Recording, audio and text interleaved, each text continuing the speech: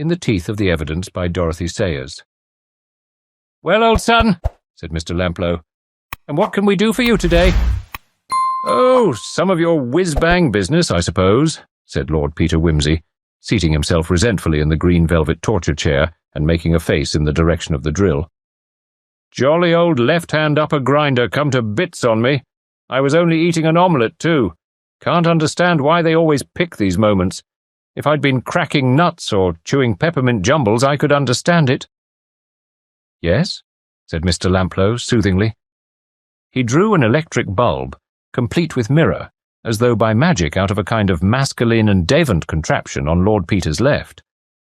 A trail of flecks followed it, issuing apparently from the bowels of the earth. "Any pain?"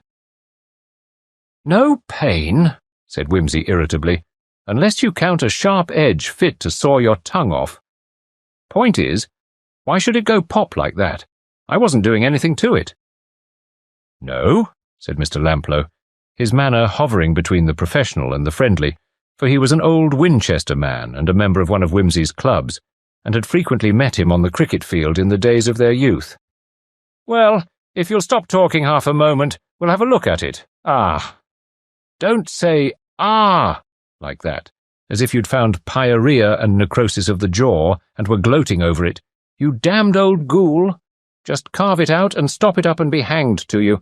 And by the way, what have you been up to? Why should I meet an inspector of police on your doorstep? You needn't pretend he came to have his bridge work attended to, because I saw his sergeant waiting for him outside." "Well, it was rather curious," said Mr. Lamplow, dexterously gagging his friend with one hand and dabbing cotton wool into the offending cavity with the other. "I suppose I oughtn't to tell you, but if I don't, you'll get it out of your friends at Scotland Yard. They wanted to see my predecessor's books.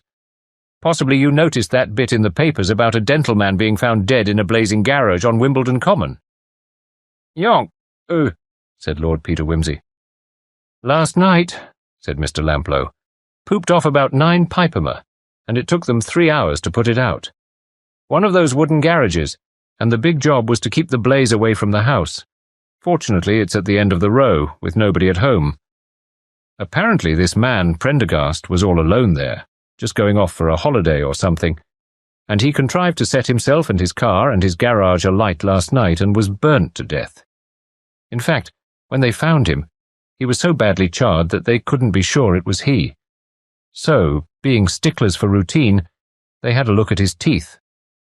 "Oh, yes," said Wimsey, watching Mr. Lamplow fitting a new drill into its socket. "Didn't anybody have a go at putting the fire out?" "Oh, yes, but as it was a wooden shed full of petrol, it simply went up like a bonfire. Just a little bit over this way, please. That's splendid. Grrr, whiz, grrr. As a matter of fact, they seem to think it might just possibly be suicide. The man's married, with 3 children, and immured and all that sort of thing. Whiz, grrr, buzz, grrr, whiz. His family's down at Worthing, staying with his mother-in-law or something. Tell me if I hurt you. Grrr. And I don't suppose he was doing any too well. Still, of course, he may easily have had an accident when filling up. I gather he was starting off that night to join them." Ow, ooh, I, inquired Wimsey naturally enough. "How do I come into it?" said Mr. Lamplow, who, from long experience, was expert in the interpretation of mumblings. "Well, only because the chap whose practice I took over here did this fellow Prendergast's dental work for him, whiz. He died, but left his books behind him for my guidance, in case any of his old patients should feel inclined to trust me. Whiz. I'm sorry. Did you feel that? As a matter of fact, some of them actually do. I suppose it's an instinct to trundle round to the same old place when you're in pain, like the dying elephants. Will you rinse, please?" "I see," said Wimsey, when he had finished washing out chips of himself and exploring his ravaged molar with his tongue. "How odd it is that these cavities always seem so large. I feel as if I could put my head into this one. Still, I suppose you know what you're about. And are Prendergast's teeth all right?" "Haven't had time to hunt through the ledger yet, but I've said I'll go down to have a look at them as soon as I've finished with you. It's my lunchtime anyway, and my 2 o'clock patient isn't coming, thank goodness. She usually brings 5 spoilt children, and they all want to sit round and watch and play with the apparatus. One of them got loose last time and tried to electrocute itself on the X-ray plant next door, and she thinks that children should be done at half price, a little wider if you can manage it. Grrr! Yes, that's very nice. Now we can dress that and put in a temporary. Rinse, please. Yes, said Wimsey. And for goodness sake, make it firm and not too much of your foul oil of cloves. I don't want bits to come out in the middle of dinner. You can't imagine the nastiness of caviar flavoured with cloves. No, said Mr. Lamplow. You may find this a little cold. Squirt, swish. Rinse, please. You may notice it when the dressing goes in. Oh, you did notice it? Good. That shows that the nerve's all right. Only a little longer now. There. Yes, you may get down now. Another rinse? Certainly. When would you like to come in again? Don't be silly, old horse, said Wimsey. I am coming out to Wimbledon with you straight away. You'll get there twice as fast if I drive you. I've never had a corpse in blazing garage before, and I want to learn. There is nothing really attractive about corpses in blazing garages. Even Wimsey's war experience did not quite reconcile him to the object that lay on the mortuary slab in the police station.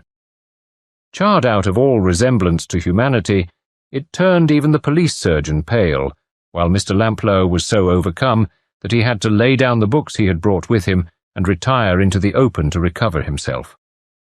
Meanwhile, Wimsey, having put himself on terms of mutual confidence and esteem with the police officials, thoughtfully turned over the little pile of blackened odds and ends that represented the contents of Mr. Prendergast's pockets. There was nothing remarkable about them. The leather note-case still held the remains of a thickish wad of notes, doubtless cash in hand for the holiday at Worthing. The handsome gold watch, obviously a presentation, had stopped at 9:07. Wimsey remarked on its good state of preservation. Sheltered between the left arm and the body, that seemed to be the explanation. Looks as though the first sudden blaze had regularly overcome him, said the police inspector. He evidently made no attempt to get out. He'd simply fallen forward over the wheel with his head on the dashboard.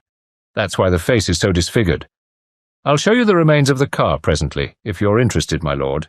If the other gentleman's feeling better, we may as well take the body first. Taking the body was a long and unpleasant job. Mr. Lamplow, nerving himself with an effort and producing a pair of forceps and a probe, went gingerly over the jaws, reduced almost to their bony structure by the furnace heat to which they had been exposed, while the police surgeon checked entries in the ledger.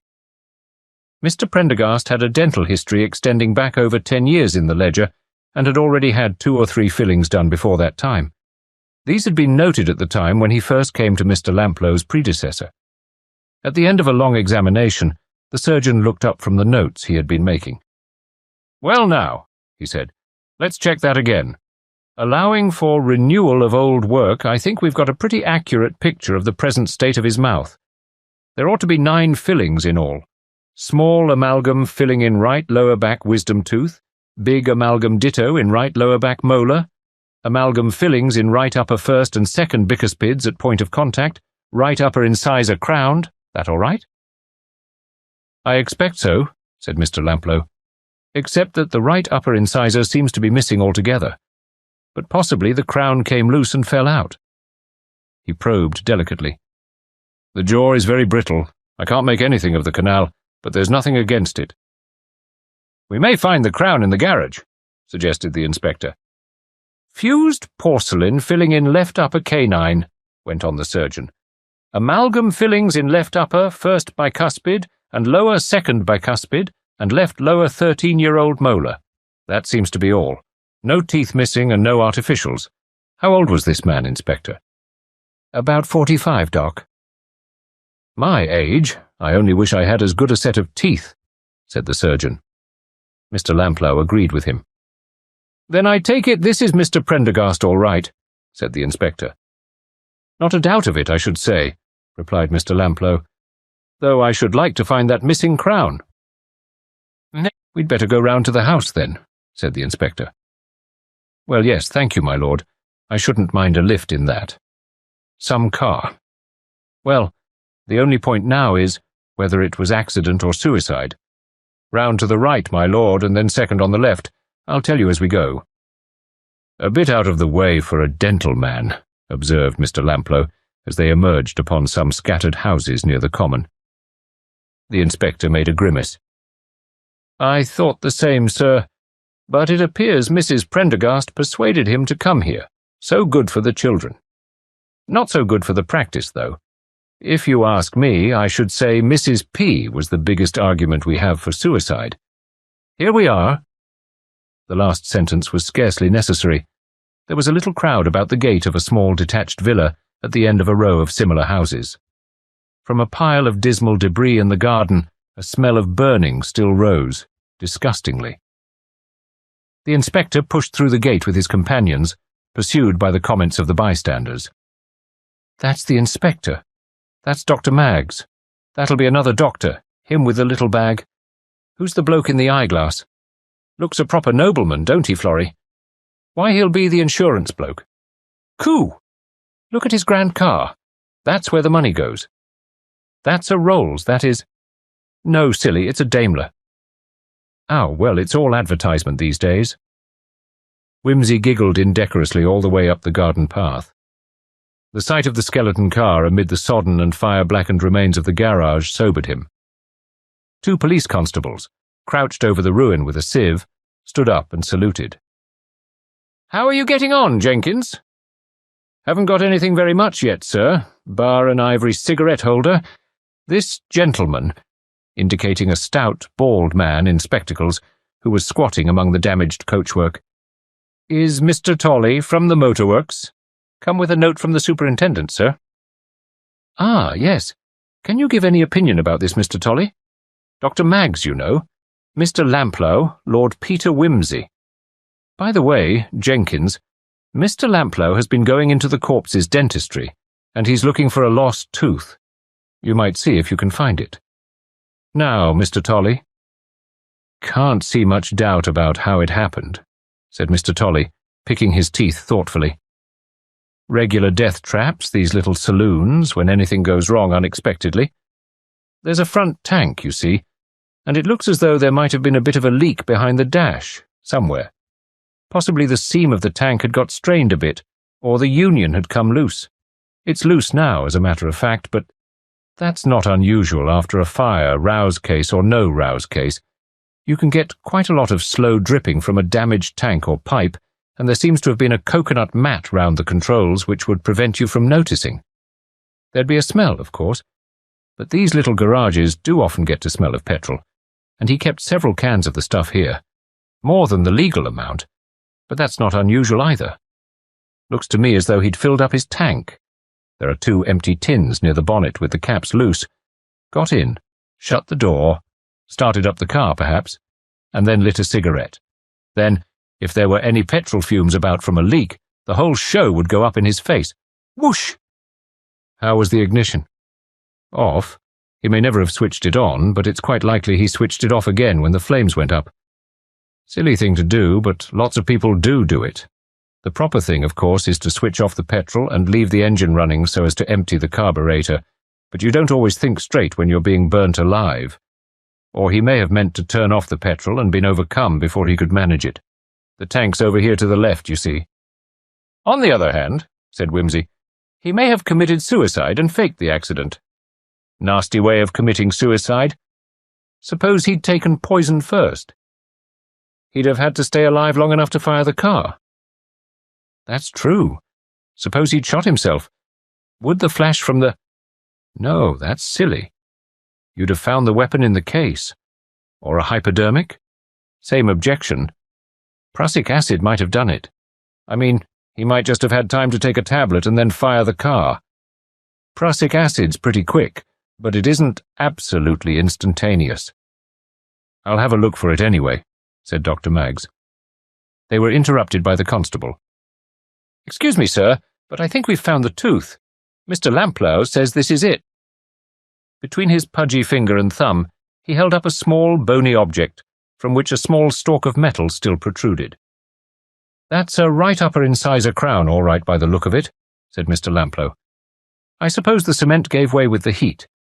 Some cements are sensitive to heat, some, on the other hand, to damp. Well, that settles it, doesn't it? Yes.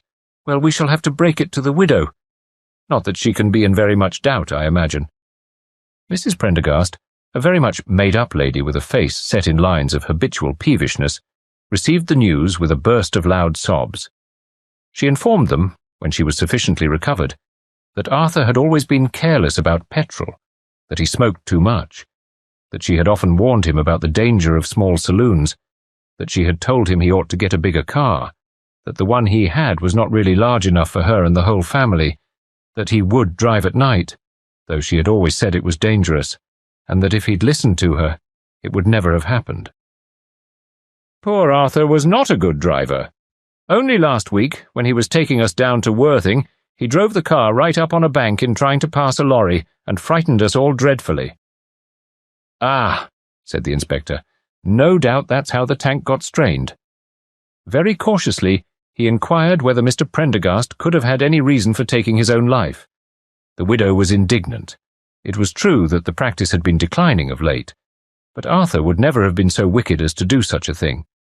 Why, only 3 months ago, he had taken out a life insurance for $500, and he'd never have invalidated it by committing suicide within the term stipulated by the policy. Inconsiderate of her as Arthur was, and whatever injuries he had done her as a wife, he wouldn't rob his innocent children. The inspector pricked up his ears at the word injuries. What injuries? Oh, well, of course, she'd known all the time that Arthur was carrying on with that Mrs. Fielding. You couldn't deceive her with all this stuff about teeth needing continual attention. And it was all very well to say that Mrs. Fielding's house was better run than her own. That wasn't surprising. A rich widow with no children and no responsibilities, of course she could afford to have everything nice. You couldn't expect a busy wife to do miracles on such a small housekeeping allowance. If Arthur had wanted things different, he should have been more generous, and it was easy enough for Mrs. Fielding to attract men, dressed up like a fashion plate, and no better than she should be. She'd told Arthur that if it didn't stop, she'd divorce him. And since then, he'd taken to spending all his evenings in town, and what was he doing there? The inspector stemmed the torrent by asking for Mrs. Fielding's address. "I'm sure I don't know," said Mrs. Prendergast. "She did live at number 57, but she went abroad after I made it clear I wasn't going to stand any more of it. It's very nice to be some people, with plenty of money to spend. I've never been abroad since our honeymoon, and that was only to Boulogne." At the end of this conversation, the inspector sought Dr. Maggs and begged him to be thorough in his search for prussic acid. The remaining testimony was that of Gladys, the general servant. She had left Mr. Prendergast's house the day before at 6 o'clock. She was to have taken a week's holiday while the Prendergasts were at Worthing. She had thought that Mr. Prendergast had seemed worried and nervous the last few days, but that had not surprised her, because she knew he disliked staying with his wife's people. She, Gladys, had finished her work and put out a cold supper and then gone home with her employer's permission. He had a patient, a gentleman from Australia, or some such a place, who wanted his teeth attended to in a hurry before going off on his travels again. Mr. Prendergast had explained that he would be working late and would shut up the house himself, and she need not wait. Further inquiries showed that Mr. Prendergast had scarcely touched his supper, being presumably in a hurry to get off. Apparently, then, the patient had been the last person to see Mr. Prendergast alive. The dentist's appointment book was next examined. The patient figured there as Mr. Williams 530, and the address book placed Mr. Williams at a small hotel in Bloomsbury. The manager of the hotel said that Mr. Williams had stayed there for a week. He had given no address except Adelaide, and had mentioned that he was revisiting the old country for the first time after 20 years, and had no friends in London. Unfortunately, he could not be interviewed. At about 10:30 the previous night, a messenger had called, bringing his card, to pay his bill and remove his luggage. No address had been left for forwarding letters. It was not a district messenger, but a man in a slouch hat and heavy dark overcoat. The night porter had not seen his face very clearly, as only one light was on in the hall. He had told them to hurry up, as Mr. Williams wanted to catch the boat train from Waterloo. Inquiry at the booking office showed that a Mr. Williams had actually travelled on that train, being booked to Paris. The ticket had been taken that same night. So Mr. Williams had disappeared into the blue, and even if they could trace him, it seemed unlikely that he could throw much light on Mr. Prendergast's state of mind immediately previous to the disaster. It seemed a little odd at first that Mr. Williams, from Adelaide, staying in Bloomsbury, should have travelled to Wimbledon to get his teeth attended to, but the simple explanation was the likeliest, namely that the friendless Williams had struck up an acquaintance with Prendergast in a cafe or some such place, and that a casual mention of his dental necessities had led to a project of mutual profit and assistance. After which, nothing seemed to be left but for the coroner to bring in a verdict of death by misadventure, and for the widow to send in her claim to the insurance company, when Dr. Maggs upset the whole scheme of things by announcing that he had discovered traces of a large injection of hyoscine in the body, and what about it? The inspector, on hearing this, observed callously that he was not surprised. If ever a man had an excuse for suicide, he thought it was Mrs. Prendergast's husband. He thought that it would be desirable to make a careful search among the scorched laurels surrounding what had been Mr. Prendergast's garage. Lord Peter Wimsey agreed, but committed himself to the prophecy that the syringe would not be found. Lord Peter Wimsey was entirely wrong. The syringe was found next day, in a position suggesting that it had been thrown out of the window of the garage after use.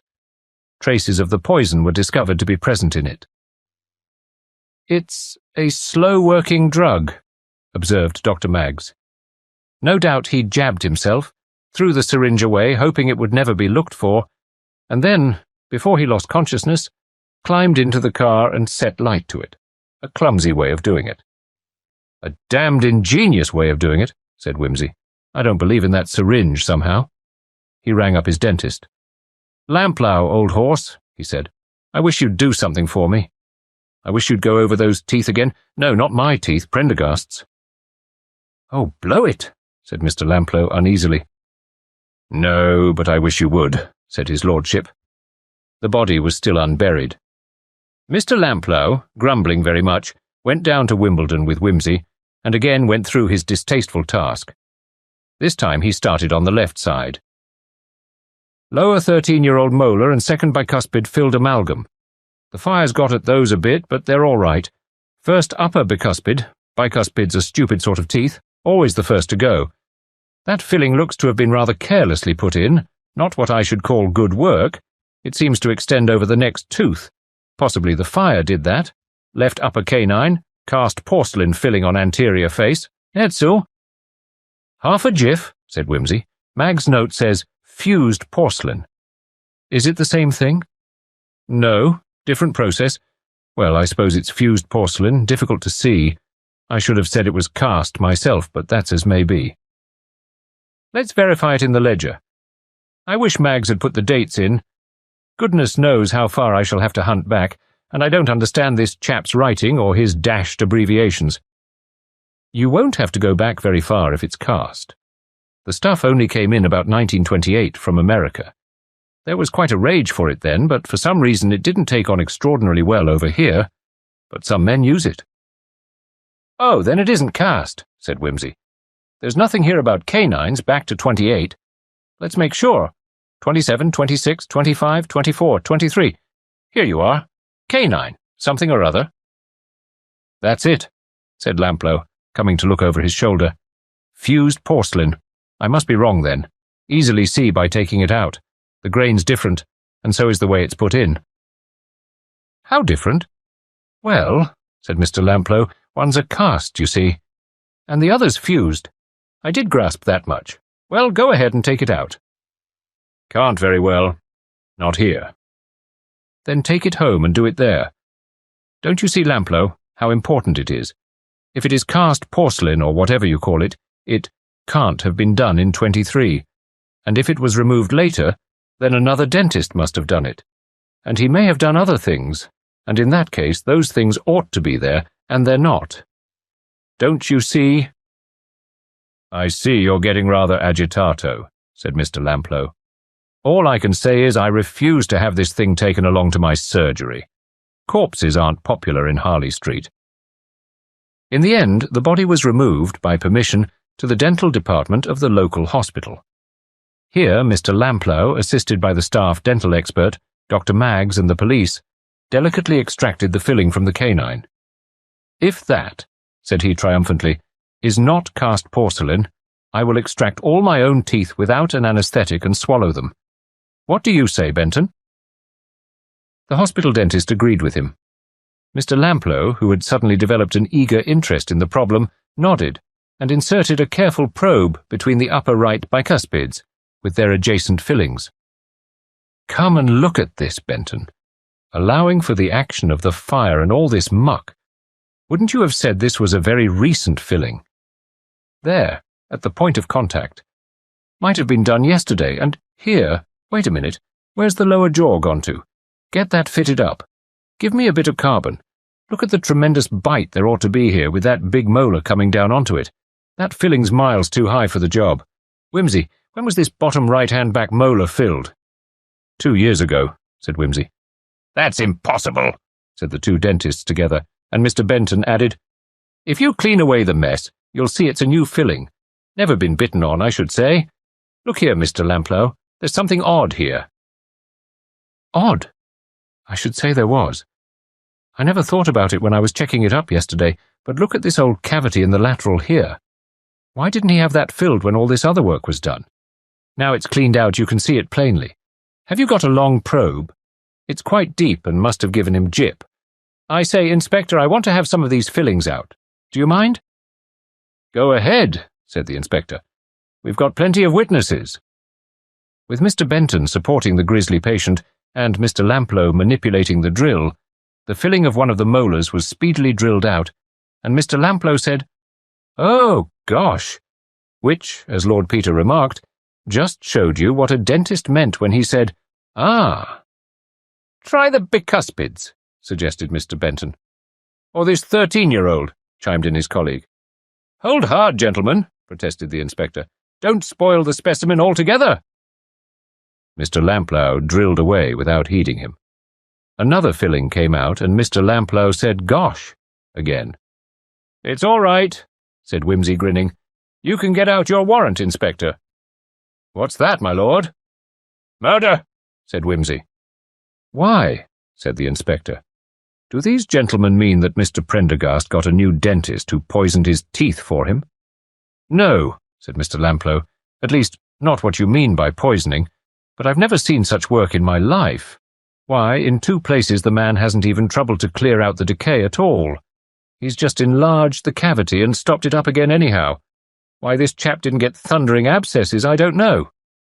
"Perhaps," said Wimsey, "the stoppings were put in too recently. Hello, what now?" "This one's all right. No decay here. Doesn't look as if there ever had been either, but one can't tell about that." "I dare say there never was. Get your warrant out, Inspector." "For the murder of Mr. Prendergast? And against whom?" "No, against Arthur Prendergast for the murder of one Mr. Williams, and incidentally for arson and attempted fraud. And against Mrs. Fielding, too, if you like, for conspiracy, though you mayn't be able to prove that part of it." It turned out, when they found Mr. Prendergast in Rouen, that he had thought out the scheme well in advance. The one thing he had had to wait for had been to find a patient of his own height and build, with a good set of teeth and few home ties.